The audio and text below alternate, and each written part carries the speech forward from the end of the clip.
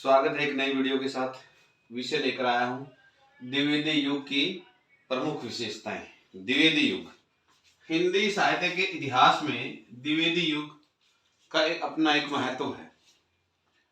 आधुनिक काल में हिंदी साहित्य का आधुनिक काल, जिसको गद्य काल नाम भी दिया रामचंद्र शुक्ल जी ने, की जो शुरुआत है विक्रमी संवत 1900 से आगे मानी। अब ईस्वी में जब जाते हैं हम तो 1843 से लेकर 1900 तक भारतेंदु हरिश्चंद्र युग आता है, जो विभिन्न सुधारों के लिए, विभिन्न राष्ट्रीय आंदोलन के लिए, उपदेशात्मकता के लिए, सांस्कृतिक उत्थान के लिए, धार्मिक उत्थान के लिए, बहुत सारी बातों के लिए प्रसिद्ध है। अब भारतेंदु युग के बाद बहुत छोटा सा एक युग है जिसको महावीर प्रसाद द्विवेदी युग कहा गया है। उसकी समय सीमा, ज्यादातर विद्वानों का मानना है कि महावीर प्रसाद द्विवेदी जी के नाम से जो युग है, द्विवेदी युग है, वो 1900 से लेकर 1918। कारण है इसका 1900 से 1918, सन 1900 में सरस्वती पत्रिका जो है उसका संपादन होने लगा और तभी से द्विवेदी युग की शुरुआत मानी जाती है। सरस्वती पत्रिका ऐसी पत्रिका जिसने खड़ी बोली के हिंदी भाषा के सुधार के लिए जो योगदान दिया है, वो किसी भी व्यक्ति या किसी भी समिति के योगदान से कम नहीं आंका जा सकता।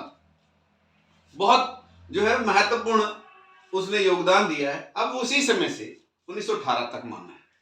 ये 18 भी कोई जो है, कुछ लोग 20 मानते हैं, कुछ 18 मानते हैं, कोई फिक्स नहीं है, लेकिन ज्यादातर विद्वानों का है कि 1900 से 1918, क्योंकि पहली जो है कोई छायावादी कविता जो है 1918 में आ गई थी, जो विशेषकर जूही की कली का नाम लिया जाता है, निराला जी की।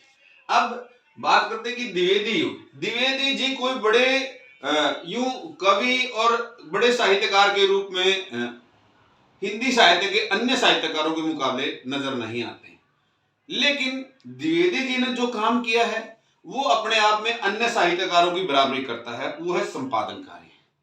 क्योंकि द्विवेदी जी ने खड़ी बोली हिंदी भाषा के सुधार के लिए जितना भी काम किया है वो शायद ही बहुत कम किया, और उसका जो है माध्यम उनका रही सरस्वती पत्रिका। अब बात करते हैं कि द्विवेदी युग को जाने कैसे, क्या क्या बातें हैं जो द्विवेदी युग को भारतेंदु युग से और छायावाद से अलग मजबूर करती है कि ये 18-20 वर्ष का जो समय है, इसको अलग से युग, जो हिंदी साहित्य इतिहास लेखन के जो भी विद्वान थे वो महावीर प्रसाद द्विवेदी जी के योगदान को दरकिनार नहीं कर पाए, मजबूरी बनी, क्योंकि उनका काम ही इतना बड़ा है जो भाषा को, खड़ी बोली को विशेषकर साहित्यिक भाषा के रूप में लेकर है। क्योंकि भारतेंदु युग में ये लड़ाई, ये कसमकस चल रही थी कि ब्रज में लिखें, किस में लिखें। अब समस्या बन रही थी कि गद्य की भाषा कुछ है, पद्य की भाषा कुछ है।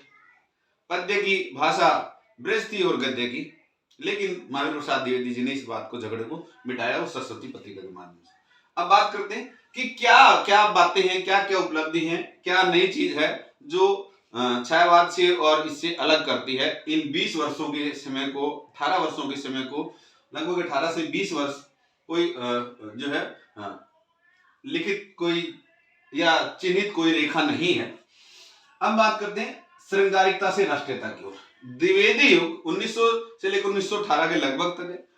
श्रृंगारिकता से, जो श्रृंगार में फंसी हुई कविता थी, उलझी हुई कविता थी, उसको राष्ट्रीयता की ओर लेके आया द्विवेदी। जड़ता से प्रगति की ओर, कि वो जो पुराने ढर्रे पर चल रही थी, नायिका की नक्शिक वर्णन, कहीं भक्ति की कविताएं, कहीं जो है राजा की प्रशंसा है, रूप सौंदर्य का वर्णन है, आचार्यताओं का प्रदर्शन है, ये सारी बातें, यानी कि विकास की बात, चाहे वो समाज का विकास हो, धर्म का विकास हो, मानव का विकास हो, किसी प्रकार का। रूढ़ी से स्वच्छंदता की ओर, फिर रूढ़िवाद से पीछे छोड़वा, चलो आगे की बात करते हैं। मनुष्य को अपने अनुसार जीना चाहिए, नई सोच के साथ जीना चाहिए। इसके बाद है ब्रज भाषा से खड़ी बोली, जो अभी थोड़ी देर पहले बातचीत कर रहे थे कि ब्रज भाषा से खड़ी बोली की ओर, कि गद्य और पद्य की भाषा में उलझा हुआ था ये सवाल भारतेंदु युग में, उसको कंप्लीट किया, उसको पूरा किया और खड़ी बोली को साहित्यिक भाषा के रूप में स्थापित करने का प्रयास ही नहीं कर, स्थापित कर दी। अब उसके बाद है कल्पनाओं की उड़ान से। इससे पूर्ववर्ती जो साहित्य दिखाई देता है भारत हिंदू युग में भी या उससे पहले भी, रीति काल, भक्ति काल या आदि काल में कल्पनाओं की उड़ान दिखाई देती है ज्यादातर। जरूरी भी है कि कल्पना साहित्य में होनी चाहिए, लेकिन इतनी भी ना हो कि वो मनुष्य जो है जमीन पे पैर ही ना लगे। लेकिन यहाँ उस कल्पना की उड़ान से गौरवशाली इतिहास की ओर, संस्कृति से जोड़ने का काम किया, क्योंकि मनुष्य की जड़ें होती हैं, उसका इतिहास, उसकी संस्कृति। अगर किसी मनुष्य की संस्कृति को गौरव करने लायक नहीं तो मनुष्य को स्वयं पर ही गर्व नहीं होता। जब हमारे पास इतना गौरवशाली इतिहास है, इतनी गौरवशाली संस्कृति है, मध्यकाल की हड़प्पा संस्कृति की, जो जिस पर हम जो है सीना तान कर जो है गर्व कर सकते हैं, उस पूरी मध्यकालीन इतिहास और उस संस्कृति का गुणगान इन कवियों ने किया है। अब बात करते हैं इस द्विवेदी युग के प्रमुख कवि कौन से हैं। सबसे पहले मैथिली शरण गुप्त का नाम लेते हैं। राष्ट्र कवि मैथिली शरण गुप्त।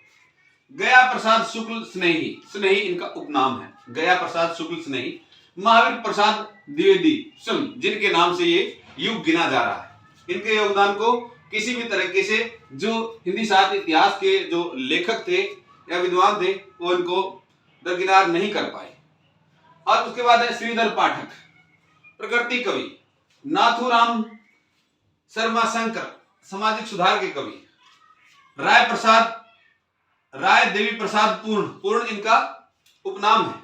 अयोध्या सिंह उपाध्याय हरिओत, प्रकृति और मानवतावाद के बड़े कवि। गोपाल शरण सिंह और लोचन प्रसाद, ये लोचन प्रसाद पांडे आदि, ये इस युग के प्रमुख कवि आते हैं।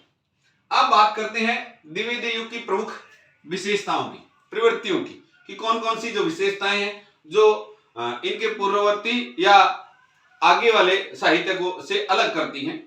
अब सबसे पहले आता है राष्ट्रीयता की भावना। राष्ट्रीयता की भावना जो हल्की फुल्की बातचीत तक या देश के गौरव तक या भारतीय संस्कृति की बात तक जो सीमित थी, अब सीधे से अंग्रेजी साम्राज्य से लोहा लेने का मन भारतीयों ने बना लिया था और कभी भी इस बात में पीछे नहीं थे। और वो कूट कूट कर भारतीय जनता में वो भारतीय इतिहास, भारतीय संस्कृति और उसके गौरवशाली इतिहास के माध्यम से भारतीय लोगों में अंग्रेजी साम्राज्य के प्रति जो है विरोध बढ़ रहे थे और वो बता रहे थे कि भारतीयों का शोषण किया जा रहा है, तो गौरवशाली इतिहास को नीचे दबाया जा रहा है और वो पूरी तरह से भारत का आर्थिक, सामाजिक, सांस्कृतिक शोषण कर रहे हैं। और इन सभी प्रकार के शोषणों से बचने के लिए कवियों के पास एक ही साधन था। कवि कभी भी तलवार बंदूक लेकर नहीं लड़ता, वो अपनी कलम के माध्यम से लड़ता है। कवि की जो कलम होती है, जो काम दुनिया में बड़ी बड़ी क्रांति आई हैं, वो तलवार ने, बंदूक ने नहीं किया है, वो काम उन क्रांतियों को लेकर आने वाली है कलम होती है। और वही कलम ने यहाँ जो है कवि कहते हैं नाथूराम शंकर जी कि हम दीन दरिद्र हुताशन में दिन रात पड़े रहते हैं, कि हम गरीबी की आग में जलते रहते हैं, हम तो पीड़ा में हैं। हमें इस बात का कोई मलाल नहीं है, हम जो है जैसे हैं वैसे हैं। पर गत गौरव की अनुभूति की कथा करें भी, अपने भारतीय जो विगत बीतता हुआ जो इतिहास है, इतिहास के गौरव को हम अवश्य कहेंगे और उसी गौरव को जो है वर्णन करके, उस इतिहास का वर्णन करके भारतीयों में राष्ट्रीय चेतना जागृत की है। और तभी से जो है इसी दौर में बड़े बड़े आंदोलन शुरू हुए। आप देखते हैं बारदोली किसान सत्याग्रह, और इसी समय जो है उसके बाद असहयोग आंदोलन शुरू होता है, गांधी जी के बड़े आंदोलन शुरू होते हैं और बहुत सारे जो स्वतंत्रता आंदोलनकारी अपने अपने क्षेत्रों में अपने अपने जो है तरीके से आंदोलन करते हैं। मतलब एक तरह से जान फूकने का काम इस काल के कवियों ने किया है कि राष्ट्रीय चेतना जो है लोगों में जागृत की। उसके बाद आता है दूसरी विशेषता है समाज सुधार, कि 18वीं 19वीं शताब्दी भारतीय इतिहास में धार्मिक सामाजिक पुनर्जागरण के नाम से जानी जाती है। तो इस युग, इस जो जितने भी आंदोलनकारी हुए, चाहे राजा राम मोहन राय, एनी बेसेंट, महात्मा ज्योतिबा फुले या गांधी जी, या जितने भी उस दौर के, गांधी जी तो थोड़ा सा बाद में आए हैं लेकिन शुरुआती दौर में रहे हैं, लेकिन उससे पहले के जितने भी हैं, स्वामी दयानंद, स्वामी विवेकानंद, जितने भी आंदोलनकारी आते हैं, उन्होंने जो आंदोलन चलाए धर्म सुधार के लिए, समाज सुधार के लिए, उनका प्रभाव इस काल की कविता पर नजर आता है। और इन कवियों ने चाहे देश प्रथा हो, नारी उत्पीड़न हो, छुआछूत हो, बाल विवाह हो, इन सभी का विरोध किया है। और विरोध करते करते इनके सुधार की भी बात इन्होंने की है। और हम बात करते हैं अगली विशेषता की, वर्ण्य विषय का विस्तार। वर्ण्य विषय, वर्ण्य का अर्थ है वर्णन करने कि कौन कौन से विषय हैं जिनको इन्होंने अपनी कविताओं में वर्णन लायक समझा। वर्ण्य विषय का विस्तार यानी कि वर्णन करने लायक जो विषय थे उनका विस्तार हो गया। अब एक या दो विषय नहीं रह गए वर्णन करने लायक कविता में। जैसे हम आदिकाल के साहित्य में, रासो साहित्य में विशेषकर देखते हैं, राजा की प्रशंसा है। सिद्धनाथ साहित्य में, जैन साहित्य में धार्मिक सुधार की, धर्म सुधार की, समाज सुधार की बात की गई है। इसके बाद भक्ति काल में आत्मा परमात्मा की भक्ति में, उसके बाद रीतिकाल में श्रृंगार की और अपने आचार्यत्व प्रदर्शन की। इससे आगे जाके आख्यानों को, महापुरुषों को, लोक कथा, धर्म, आख्यान होता है वर्णन का, चेता देने वाली बात कि बता दिया था भाई ऐसा कर लो नहीं तो आपके साथ बुरा होगा। ऐसी बातें जो पहले हो चुकी हैं या जो आपकी लोक कथाओं में है, महापुरुषों के जीवन में है, विभिन्न राजा महाराजाओं की कथाओं में है, जो बात जो समाज को शिक्षित करती हैं, सूचित करती हैं, कि वो सूचनाएं दी गई हैं कि भाई अगर समाज को, धर्म को बदलना है, स्वयं को बदलना है, इंसान को बदलना है, परिस्थितियों को बदलना है, तो आप जो है इन बातों पर चलें। वो बातें जहां पे आते हैं उनको आख्यान बोलते हैं। उसके बाद है महापुरुषों के जीवन, लोक कथाएं, विभिन्न क्षेत्रों में बहुत सारी जो है हर प्रकार की कथाएं भरी पड़ी हैं। उनके माध्यम से धर्म, संस्कृति और तत्कालीन समस्याओं के साथ साथ उस काल की जो समस्याएं थी उनके बारे में, और प्रकृति वर्णन, यानी कि एक विषय जो आदिकाल में, भक्ति काल में, रीति काल में एक एक दो दो विषय में रहे, इस काल में जो है वर्णन करने लायक विषय बहुत सारे हो गए थे। अब बात करते हैं अगली विशेषता, वो है इति वर्तात्मकता। इति का अर्थ है इतिहास, वर्तांत मतलब दोबारा से वर्णन करना। इतिहास को नए तरीके से, यानी कि आधुनिक बोध, एक होता है विगत बोध, जो बीत चुका है वो पुराने समय का ज्ञान, उसको नए तरीके से जो है उसको जो है महसूस करना, या नई आज के परिप्रेक्ष्य में वो हमारे लिए कितना प्रासंगिक है, वो होता है इति वर्तात्मकता। और इन कवियों ने भारत के गौरवशाली इतिहास, भारत में राष्ट्रीयता की चेतना, भारतीय लोगों में समाज सुधार, धर्म सुधार की बात के लिए इनके पास एक ही चारा था कि अपने गौरवशाली इतिहास की विभिन्न प्रसंगों को उठाए और उन प्रसंगों को उठाकर जो है कविताएं लिखकर लोगों के सामने प्रस्तुत करें और लोगों को बताएं कि आइए देखिए आपके देश में कितने कितने महान लोग हैं, आपका कैसा गौरवशाली इतिहास है, ताकि भारतीय लोग जो है राष्ट्रीय स्वतंत्रता आंदोलन या जो विभिन्न समाज सुधारकों ने जलाई है समाज के, धर्म के सुधार के लिए, वो जोत जो है लगातार जलती रहे। हमारा देश का समाज, हमारा देश के जो धर्म है वो हमेशा जो है सार्थकता के रास्ते पर चले। अब इन्होंने जो है साकेत, यशोधरा, प्रिय प्रवास, ये जो काव्यानी पुराण जो कथाएं हैं, ऐतिहासिक या पौराणिक, जो उन सभी के जो है वर्णन लिए हैं और अपनी कविताओं में इनका वर्णन किया है। उसके बाद करते हैं उपदेशात्मकता।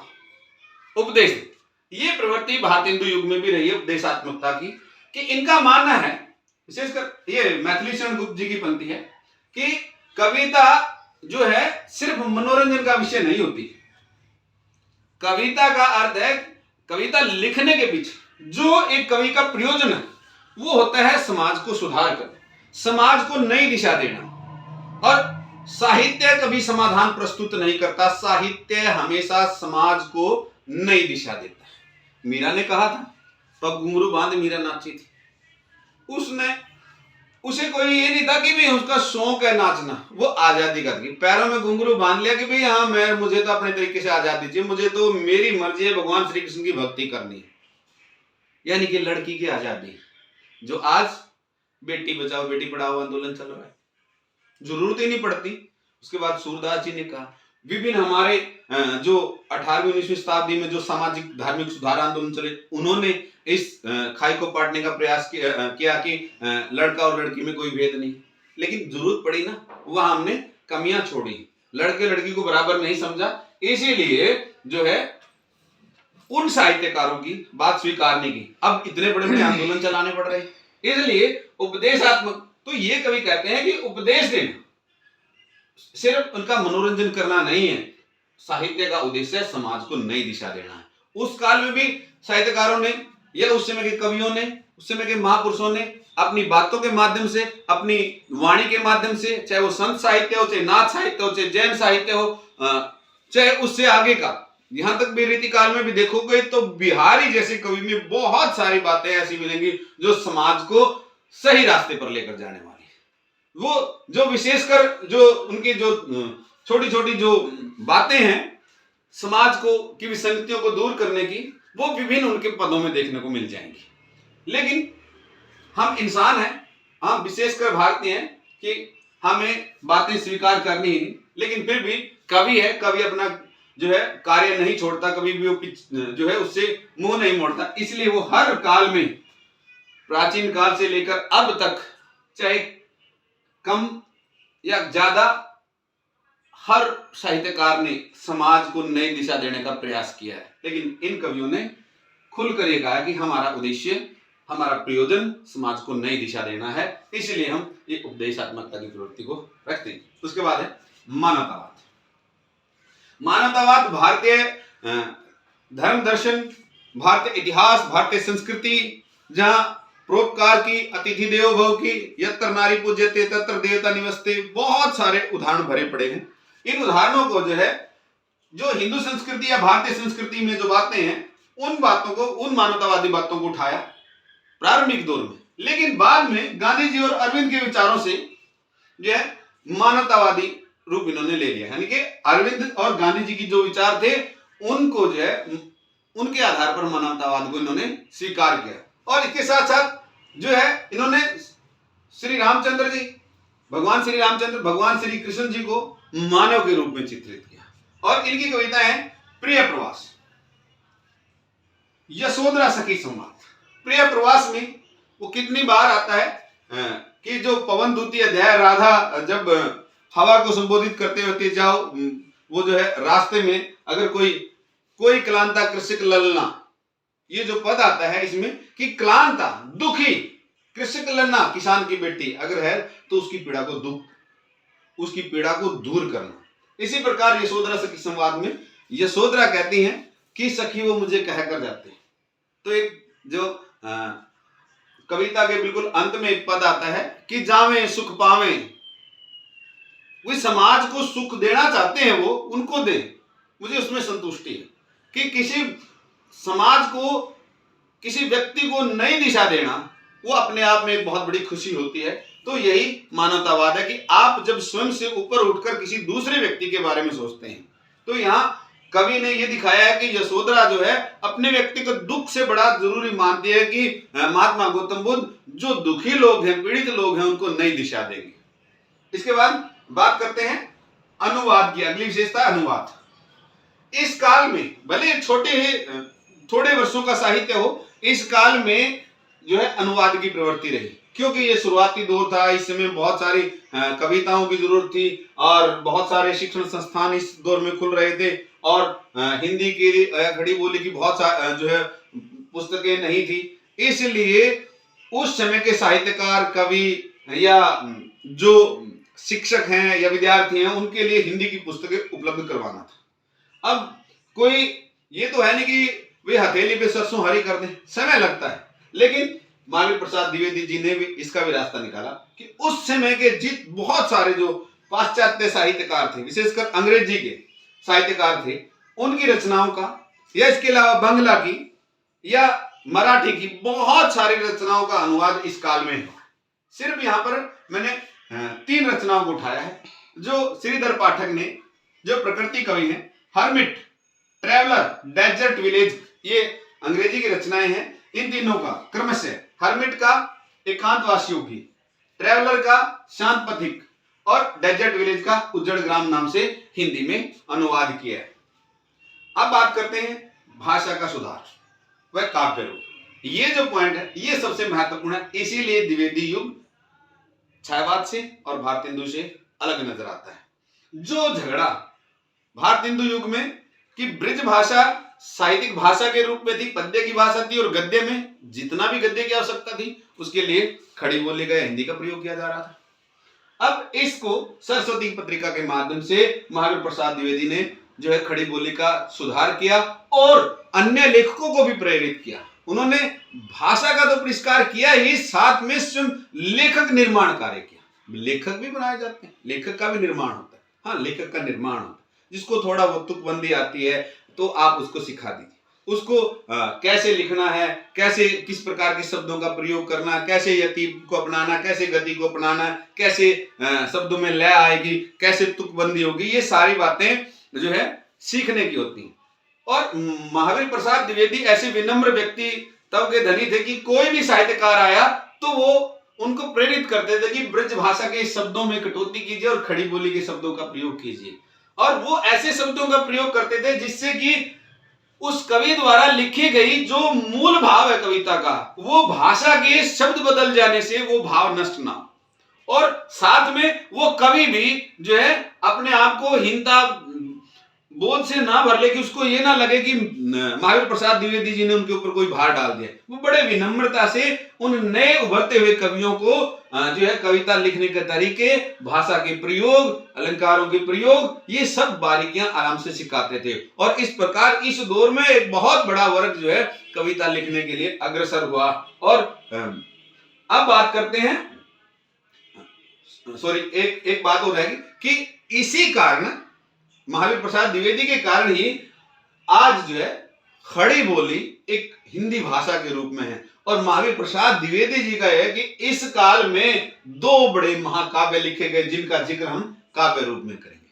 कि काव्य रूप, इस युग के काव्यों ने काव्य के दोनों प्रबंध और मुक्तक दोनों रूपों को अपनाया है। और प्रबंध काव्यों में भी खंड काव्य, लघु काव्य, महाकाव्य, जिनकी मैं बात कर था अभी थोड़ी देर पहले, दी दो महाकाव्य साकेत और प्रिय प्रवास। खड़ी बोली का सबसे पहला महाकाव्य था प्रिय प्रवास, अयोध्या सिंह उपाध्याय हरिओ द्वारा, जो एक बहुत बड़ी उपलब्धि है कि जो थोड़े से समय से जिस भाषा के सुधार की बात की जा रही है और उसमें एक बहुत बड़ा महाकाव्य लिखा जा रहा है, ये अपने आप में एक उपलब्धि है। इस काल के कवियों ने जो परंपरागत अलंकारों का उपमा रूपक और विशेषकर जो प्रकृति में वहां मानवीकरण अलंकार का प्रयोग इन्होंने किया है। और इन्होंने परंपरागत छंदों के साथ कुछ परंपरागत छंदों के साथ प्राचीन और आधुनिक काल के सभी प्रकार के छंदों का प्रयोग इस युग में हुआ है। इस प्रकार जो हम द्विवेदी युग और उसके प्रमुख प्रवृत्तियों को हम जान सकते हैं। उम्मीद करता हूं कि मैंने जो व्याख्यान दिया है द्विवेदी युग की विशेषताओं पर, ये सभी बच्चों को अच्छे से समझ में आएगा। धन्यवाद।